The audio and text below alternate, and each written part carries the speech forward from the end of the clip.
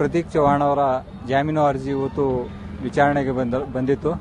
ವಿಚಾರಣಾ ಸಂದರ್ಭದಲ್ಲಿ ಅರ್ಜಿ ಸರ್ಕಾರಿ ಅಭಿಯೋಜಕರಿಂದ ತಕರಾರು ಅರ್ಜಿಯನ್ನು ಸಲ್ಲಿಸಲಾಯಿತು. ಜೊತೆಗೆ ವಾದ ವಿವಾದವನ್ನು ಪ್ರತಿವಾದವನ್ನು ಮಂಡಿಸಲಾಯಿತು.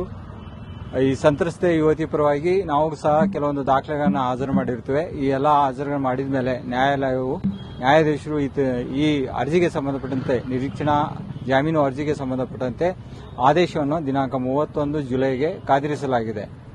ಈ ವಾದ ವಿವಾದ ಸಂದರ್ಭದಲ್ಲಿ ಈ ಆರೋಪವನ್ನು ಅಲ್ಲಗೆಳೆದಿದ್ದು ಅದೊಂದು ಮದುವೆ ನಿಶ್ಚಿತಾರ್ಥ ಆಗಿರೋದ್ರಿಂದ ಜಾಮೀನು ನೀಡಬೇಕು ಅಂತ ವಾದ ಸಲ್ಲಿಸಲಾಯಿತು. ಆದರೆ ನಿಶ್ಚಿತಾರ್ಥವನ್ನು ಮುರಿದಿದೆ ಮತ್ತು ಈ ಪೂರ್ವದಲ್ಲಿಯೂ ಸಹ ಈ ಪ್ರತೀಕ್ ಚವ್ಹಾಣ್ ಎಂಬ ಆರೋಪಿಯು ಬೇರೆ ಯುವತಿ ಜೊತೆ ಮದುವೆ ಮಾಡ್ಕೋತೀನಿ ಅಂತ ಫಾಲ್ಸ್ ಕಮಿಟ್ಮೆಂಟ್ ಕೊಟ್ಟು ಆ ಮದುವೆ ಸಹ ಮುರಿದಿರೋ ಬಗ್ಗೆ ದಾಖಲೆಗಳನ್ನು ಮಾನ್ಯ ನ್ಯಾಯಾಲಯಕ್ಕೆ ಸಲ್ಲಿಸಿ ಈ ಬಗ್ಗೆ ಅವರಿಗೆ ಜಾಮೀನನ್ನು ರದ್ದು ಮಾಡಬೇಕು ಅಂತ ತಕರಾರು ಅರ್ಜಿಯನ್ನು ಮತ್ತು ದಾಖಲೆಗಳನ್ನು ಸಲ್ಲಿಸಲಾಯಿತು.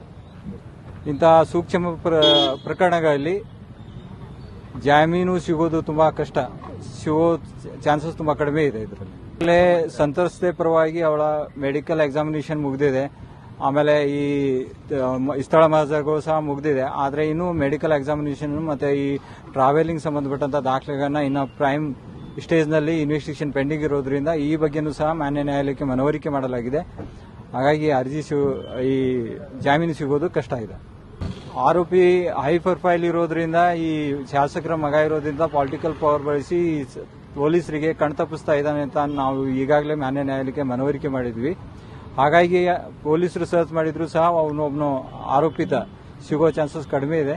ಆದರೂ ಈ ಅರ್ಜಿನ ನಾವು ತಿರಸ್ಕಾರ ಮಾಡೋಕ್ಕೆ ವಾದ ಮಾಡಿದ್ವಿ. ಪೂರ್ವಾಪರ ಯಾವ ದಿವಸ ನಾವು ನಮ್ಮ ಮೇಲೆ ಅತ್ಯಾಚಾರ ಆಗಿದೆ ಅಂತ ದೂರು ಕೊಟ್ಟಿದ್ವಿ. ಆ ದೂರು FIR ಆದ್ಮೇಲೆ ಅವರು ಸಹ ಈ ಹುಡುಗಿ ಸಂತ್ರಸ್ತೆಯ ಕುಟುಂಬದವರ ವಿರುದ್ಧ ಒಂದು ದೂರನ್ನು ಕೊಟ್ಟಿದ್ರು. ಅದರ ಮೇಲೆ FIR ಆಗಿದೆ. ಅದೇ ದಿವಸ ಈ ಸಂತ್ರಸ್ತೆಯ ಕುಟುಂಬದವರು ಅವ್ರ ಮನೆಗೆ ಹೋಗಿದ್ರು. ಆ ಸಂದರ್ಭದಲ್ಲಿ ಈ ಸಂತ್ರಸ್ತೆಯ ಕುಟುಂಬದವರ ಮೇಲೆ ಹಲ್ಲೆ ಆಗಿತ್ತು. ಈ ಸಂಬಂಧ ನಾವು ದೂರನ್ನ ಸಲ್ಲಿಸಿದ್ವಿ ಸಂಬಂಧಪಟ್ಟ ಪೊಲೀಸ್ ಠಾಣೆಗೆ ಮತ್ತೆ SP ಅವರಿಗೆ. ಇಲ್ಲಿವರೆಗೂ ಅದು ದೂರನ್ನ FIR ಆಗಿ ರಿಜಿಸ್ಟರ್ ಆಗಿಲ್ಲ ಅನ್ನೋ ಬಗ್ಗೆನೂ ಮಾನ್ಯ ನ್ಯಾಯಾಲಯಕ್ಕೆ ಕೊಟ್ಟಿದ್ವಿ. ಅಂದ್ರೆ ಅವರ ಹಿನ್ನೆಲೆ ಮತ್ತೆ ಅವರ ದಬ್ಬಾಳಿಕೆ ಮತ್ತೆ ಅವರಿಗೆ ಸಂಬಂಧಪಟ್ಟಂತ ಅವರಿಂದ ಇರುವಂತಹ ಪೊಲಿಟಿಕಲ್ ಪವರ್ನ ಮನವರಿಕೆ ಮಾಡಿಕೊಟ್ಟಿದ್ವಿ. ಮೊಬೈಲ್ನಲ್ಲಿ ಆ ದಿವಸ ಏನು ತಕರಾರಾಗಿತ್ತು, ಆ ತಕರಾರಾದಾಗ ಆ ಮೊಬೈಲ್ ಅಲ್ಲೇ ಬಿದ್ದಿತ್ತು. ಅದನ್ನು ಕೊಡಿಸ್ತೀವಿ ಅಂತ ಪೊಲೀಸರು ಹೇಳಿದ್ರು. ಆ ಬಗ್ಗೆ ಸಹ ದೂರನ್ನ ಈ SP ಅವರಿಗೆ ಮತ್ತೆ ಮಹಿಳಾ ಆಯೋಗಕ್ಕೆ ಸಂತ್ರಸ್ತರು ಮತ್ತು ಅವರ ಕುಟುಂಬದವರು ಸಲ್ಲಿಸಿದ್ದಾರೆ. ಆ ಮೊಬೈಲ್ನಲ್ಲಿ ಹೆಚ್ಚು ಕಡಿಮೆ ತುಂಬಾ ಸಾಕ್ಷಿಗಳನ್ನು ಇವೆ. ಆದ್ದರಿಂದ ಅದನ್ನ ಪೊಲೀಸರು ಮತ್ತೆ ಇವರು ಹೈಡ್ ಮಾಡೋ ಚಾನ್ಸಸ್ ಇದೆ. ಮೊಬೈಲ್ನಲ್ಲಿ ಸಾಕ್ಷಿಗಳಿವೆ ಅಂತ ಹೇಳಿದೆ. ಈ ಸಮಯದಲ್ಲಿ ಹೇಳೋದು ಕಷ್ಟ. ಮೊಬೈಲ್ ಸೀಸ್ ಆಗಿದ್ರೆ ಅದರಲ್ಲಿರುವ ಸಾಕ್ಷ್ಯಗಳನ್ನ ಬರುತ್ತೆ. ಮಹಿಳಾ ಆಯೋಗದಿಂದ ಈ ಬಗ್ಗೆ ಎಲ್ಲ ಮಾನ್ಯ ನ್ಯಾಯಾಲಯಕ್ಕೆ ದಾಖಲೆಗಳನ್ನ ಸಲ್ಲಿಸಿದ್ವಿ. ಮಹಿಳಾ ಆಯೋಗದ ನಂತರ ಇಲ್ಲಿ ಬಂದಿದೆ ಅಂತ ನಾವು ದಾಖಲೆಗಳನ್ನ ಸಲ್ಲಿಸಿದ್ವಿ.